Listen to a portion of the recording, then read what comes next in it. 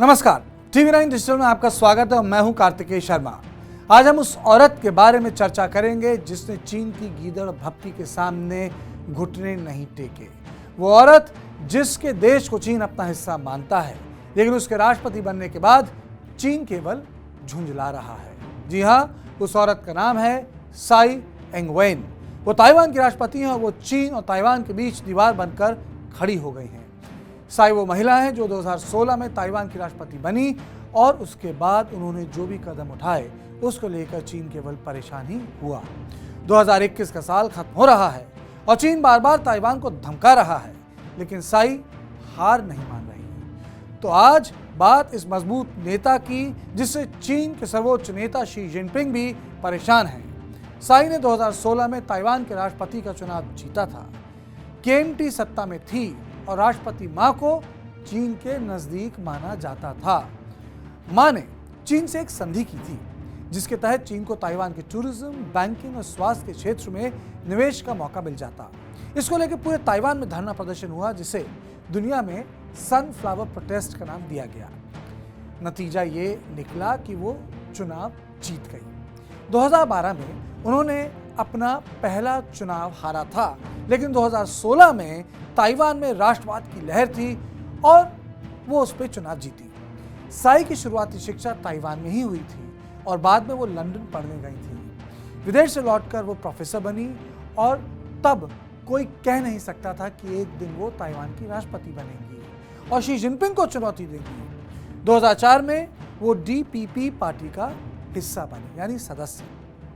साई ने राष्ट्रपति बनते ही ताइवान को नई दिशा दी।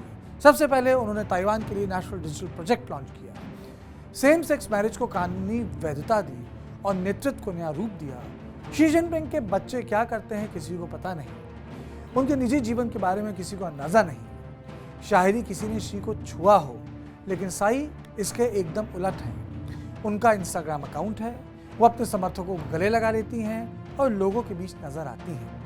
न केवल वो सेना के लोगों के बीच दिखती हैं, बल्कि सेना के ड्रेस में कई बार दिखाई देती हैं। उनके नेतृत्व में ताइवान $9 बिलियन केवल नौसेना पर खर्च कर रहा है। चीन एक साल में $252 बिलियन अपनी सेना पर खर्च करता है, लेकिन साई की सोच है कि ताइवान की रणनीति ऐसी हो कि चीन ताइवान पर हमला करने से पहले 100 बार सोचे, यानी चीन को लगे कि ताइवान को युद्ध में हराने की बहुत बड़ी कीमत अदा करनी होगी। ये सब साई के कार्यकाल में हुआ है। साई ताइवान की पहली नेता हैं जिन्होंने हांगकांग में हुए प्रदर्शन पर चीन के खिलाफ बोला था। उन्होंने 2020 में कह दिया था कि हांगकांग के लोकतांत्रिक तरीके से किए प्रदर्शन पर चीन के रवैये को देखकर लगता है कि हांगकांग को बेवकूफ बनाया गया, लेकिन ताइवान बेवकूफ नहीं बनेगा।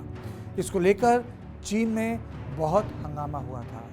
चीन ने हांगकांग के कानून को बदला था। एक देश और दो विधान के वादे को तोड़ते हुए उसने हांगकांग के लोगों को चीन की अदालतों में मुकदमे में जाने और वहां उन पे मुकदमा चलाने की अनुमति दी। आज हांगकांग के कई प्रो डेमोक्रेसी नेता जेल में हैं। ताइवान के लोग चीन का दोबारा हिस्सा बनना नहीं चाहते, वो US से नजदीकी रिश्ते चाहते हैं। साई देश की इस मूड को समझती हैं। यही कारण है कि वो दोबारा चुनाव जीती, लेकिन चीन उनके खिलाफ है। उनके दोबारा चुनाव जीतने के बाद चीन ने अपनी नौसेना और वायुसेना की पेट्रोलिंग बढ़ाई है। ताइवान की मदद के लिए अमेरिका, ऑस्ट्रेलिया, जापान ने प्लान तो बनाए हैं, लेकिन ये सब साई के कारण मुनासिब हो पाया। साई वो औरत है जो चीन और ताइवान के बीच एक दीवार की तरह खड़ी है। तो सियासत की बात तो बस इतना ही। देश और दुनिया की बाकी खबरों के लिए देखते रहें TV9 डिजिटल।